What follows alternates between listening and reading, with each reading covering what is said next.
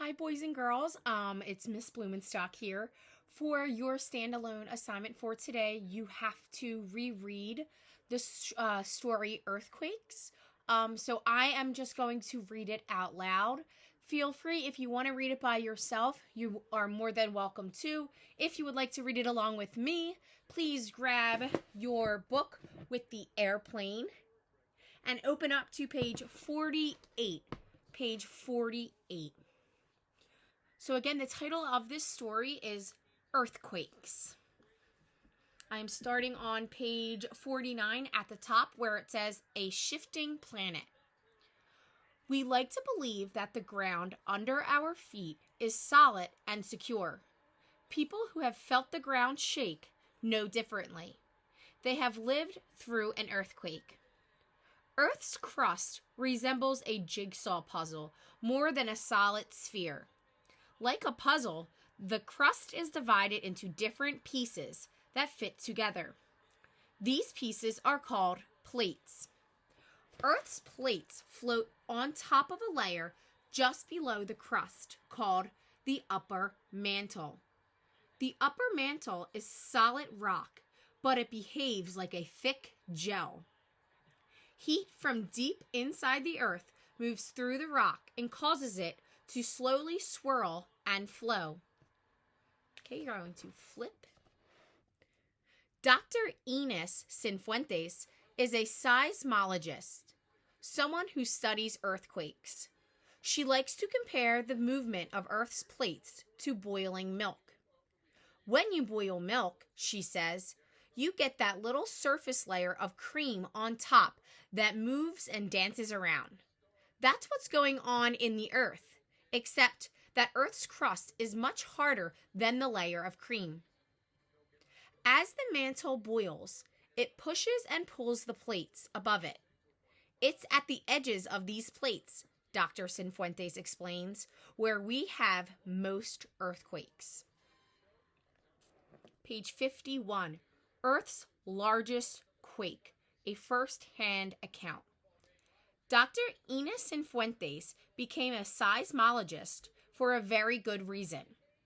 She and her family lived through the largest recorded earthquake in history. That was the 1960 earthquake that struck Chile. As Dr. Cifuentes explains, in April 1960, my family moved to San Diego, Chile. Just a few weeks later, on May 21st, we were woken up by strong shaking. Then, 33 hours later, a gigantic earthquake hit the southern part of Chile, and with it, an enormous tsunami. About a year later, we took a trip to the northern end of the earthquake zone, and that's where I saw that the land had actually been raised up a meter or so. I saw these huge changes, and that impressed me, that the earth could actually do that.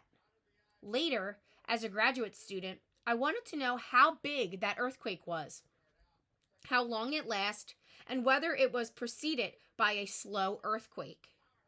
I worked on this problem for 4 years.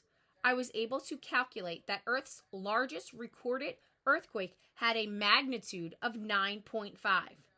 I also confirmed that a slow precursor forerunner had occurred 15 minutes before the main earthquake. I am very proud of this work. Flip to page 52, up at the top.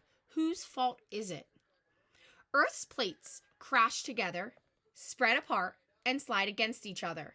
Wherever they do this, they cause break in Earth's crust.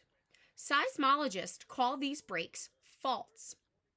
Usually, the blocks of rock on each side of a fault just sit there stuck together. But when enough pressure builds, the two sides of the fault can suddenly shift or split. This sudden movement releases waves of energy. These waves travel through the earth. We feel them as earthquakes. Most faults do not slip and cause earthquakes. Around the globe, however, active faults cause hundreds of earthquakes every day. Most are too small for us to notice. Once in a while, Earth releases a whopper. Okay, at the top of page 53, measuring earthquakes. Seismologists record earthquakes using machines called seismographs. These measure shaking or ground motion. After an earthquake, scientists read their seismographs. They use their readings to calculate the earthquake's size or magnitude. Magnitude scales are set up so that each whole number is 10 times larger than the number before it. A magnitude 7.0 earthquake, for instance, is 10 times larger than a magnitude 6.0 quake.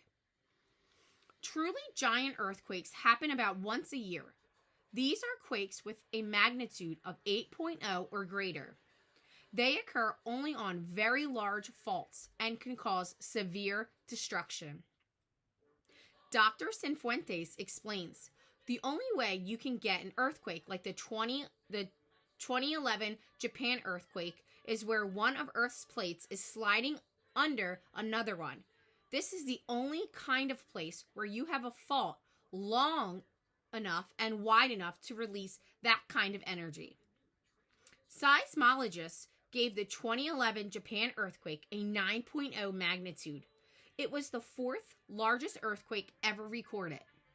They believe that the earthquake occurred on a fault more than 150 miles, 250 kilometers long. It shook Japan for 3 to 5 minutes. It was so powerful that it altered the geography of the country. Surprisingly, it wasn't the shaking of the ground that did most damage. A massive wave proved much more destruction. Okay, flip over to page 54, tsunami terror. When an earthquake occurs under the ocean, it often moves a substantial amount of water above it. This creates a fast-moving wave called a tsunami. Out at sea, the wave may be only a few feet high. As it reaches shore, however, the wave can tower into a monster. It can hurl water for miles inland. Tsunamis can travel thousands of miles. In 1960, Earth's largest recorded earthquake struck the country of Chile. It produced tsunami waves up to 82 feet, 25 meters, high along the coast. The tsunami also raced across the Pacific Ocean at a speed of more than 150 miles per hour. It struck the shorelines of Hawaii, Japan, Alaska, and other places. Hundreds of people drowned. Page 55 at the top. The 2011 Japan earthquake produced tsunami waves more than 30 feet, 10 meters high. The 2004 Indian Ocean earthquake in southern Asia produced 50-foot, 15-meter tsunamis. These tsunamis engulfed entire cities and shorelines. The waves swept away buildings, cars, and people. Japan, southern Asia, and Chile had experienced many powerful earthquakes and tsunamis before. Why were so many people unprepared? Predicting earthquakes. Seismologists are very good at measuring earthquakes. However, they still can't predict when earthquakes will happen. There was a time, Dr. Cifuentes explains, when I think scientists felt that predicting earthquakes was just around the corner, that we were going to be able to predict earthquakes very soon. But it's clear now that it's not around the corner. In fact, some have given up entirely on predicting earthquakes. One reason that earthquakes are unpredictable is that scientists cannot collect enough information to understand where and when an earthquake might happen next. Although scientists have placed special instruments in many earthquake zones, earthquakes still surprise us. Scientists, for example, had believed the next big earthquake in Japan would happen farther to the south, closer to Tokyo. Instead, it struck farther north. On top of page 56, planning for earthquakes. Even though we can't predict earthquakes, we can prepare for them. Many seismologists help make information available to people so they can plan for and respond to earthquakes. This is especially important near coastal areas. Once the shaking goes on for more than 30 seconds, Dr. Cifuentes says, it's pretty simple.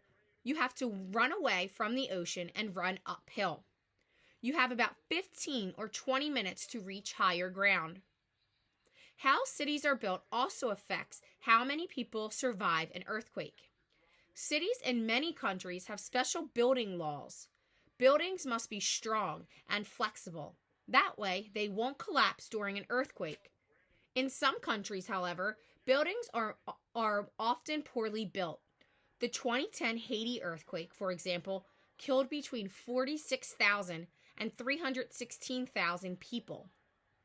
Unlike the earthquake in Japan, many of these people were killed by collapsing buildings and falling debris. However, earthquakes don't just destroy, they also create.